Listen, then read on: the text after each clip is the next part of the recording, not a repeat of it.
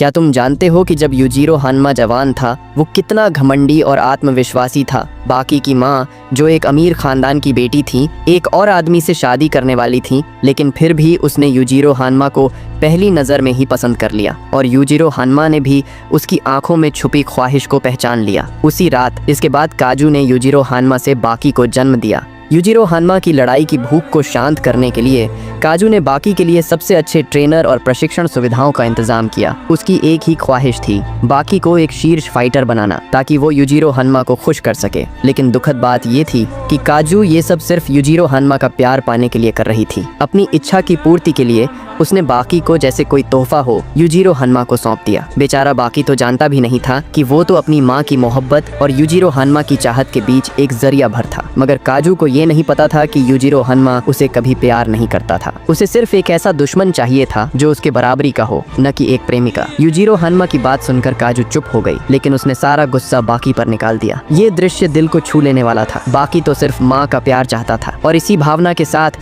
उसने पहली बार यूजिरो हान्मा को चुनौती दी। लेकिन हकीकत बहुत बेरहम थी। वो यूजिरो हान्मा का सामना करने लायक नहीं था और अपने ही पिता से बुरी तरह पिट गया। मगर जब यूजिरो हान्मा बाकी को मार ही डालने वाला था, काजू का माँ का प्यार उस पल पूरी तरह से जाग गया। उसने बिना किसी डर के यूजिरो हान्मा पर हमला कर दिया और बाकी के सामने खड़ी हो गई। उसने जोर से चिल्लाते हुए कहा, बस करो। भले ही यूजिरो हान्मा ने बाद में काजू को जिंदा गला घोंटकर मार डाला, लेकिन उसने कभी डर नहीं दिखाया। माँ की मौत से पहले की वो छवि बाकी के दिल में हमेशा के लिए खे गई। सालों बाद बाकी की सोच बदल गई। अब वो जानता है कि माँ चाहती थी कि वो यूजिरो हान्मा को हराए, न कि उसे मारे। उसकी माँ के लिए सच्ची श्रद्धांजलि यही है